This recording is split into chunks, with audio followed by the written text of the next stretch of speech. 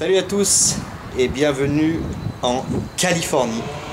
Nous sommes à Indian Wells au BNP Paribas Open où il fait un temps magnifique. Vous pouvez le voir, les lunettes de soleil sont obligées, les manches courtes aussi, sinon on crève de chaud. Hey! Ouais, ok, attends, moi, 2 secondes. Ouais, bah 2 secondes. Bon, ok, je suis pas en Californie, je suis à Marseille. Mais c'est pas grave, j'arrive à suivre quand même, malgré les difficultés que nous impose le PAF. En cherchant, on trouve bien. D'ailleurs, petite astuce, si vous voulez voir des matchs, vous pouvez, via le site de l'ATP, payer et avoir une télévision à la demande sur le tournoi d'Indian Wells. Alors, parlons d'Indian Wells justement.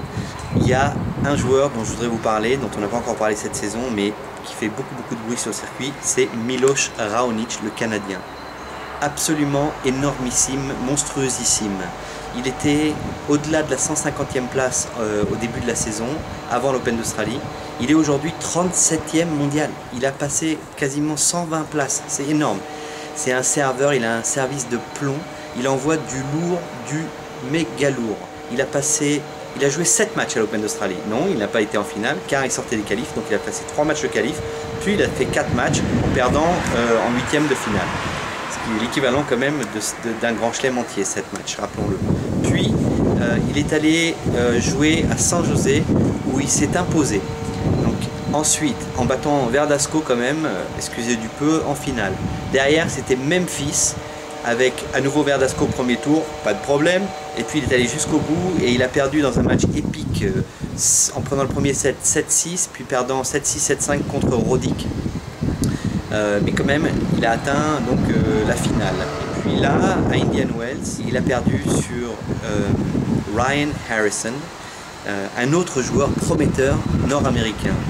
Lui, Harrison, il est américain. Le vainqueur de ce match-là avait le droit de jouer Roger Federer au 3e tour. C'est tout un symbole. Harrison a gagné, pareil dans une grosse lutte de serveurs. Les deux sont des bons serveurs.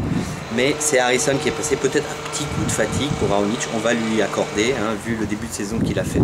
Le petit dernier dont je voulais vous parler, Donald Young, 21 ans, en fait c'est le plus âgé des trois, c'est pour vous dire 21 ans. Et lui, il a tout simplement tapé Andy Murray au 2e tour, en 2-7, 7-6, 6-3. Donald Young, c'était un joueur en qui on avait placé beaucoup d'espoir au début de sa carrière, puis il avait un peu déçu. Maintenant il traîne autour de la 150e place, mais c'est un joueur qui a énormément de talent, qui a besoin de peut-être un peu plus de rigueur sportive, un peu plus de rigueur à l'entraînement, de travail.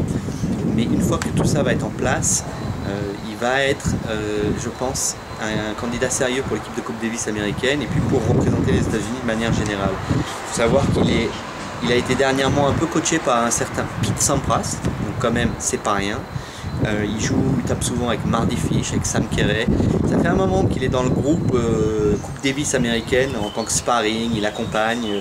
Patrick McEnroe l'avait déjà intégré. On va voir si Jim Courier continue à faire pareil. Il a perdu entre-temps contre Robredo, quand même passe au 3e tour d'Indian Wells, chose complètement inattendue. Raonic, né en 1990, 20 ans.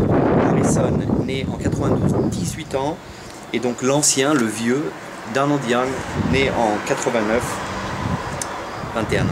Voilà, ça c'est l'avenir du tennis nord-américain, en espérant que ces petits gars-là, ils vont réussir à développer un peu plus le tennis, à relancer le tennis aux États-Unis, au Canada, de manière à pouvoir remettre ces deux pays sur la carte du tennis. Donc on va les surveiller de près. Harrison va jouer Federer, ça va être un bon test, ça va être sympa, même si je pense que Roger va faire le nécessaire pour lui mettre une petite danse et lui rappeler qui c'est le patron. Et voilà. Alors suivez tous Indian Wells, BNP Paribas Open, et quant à moi, je vais aller à la pêche. Allez, ciao.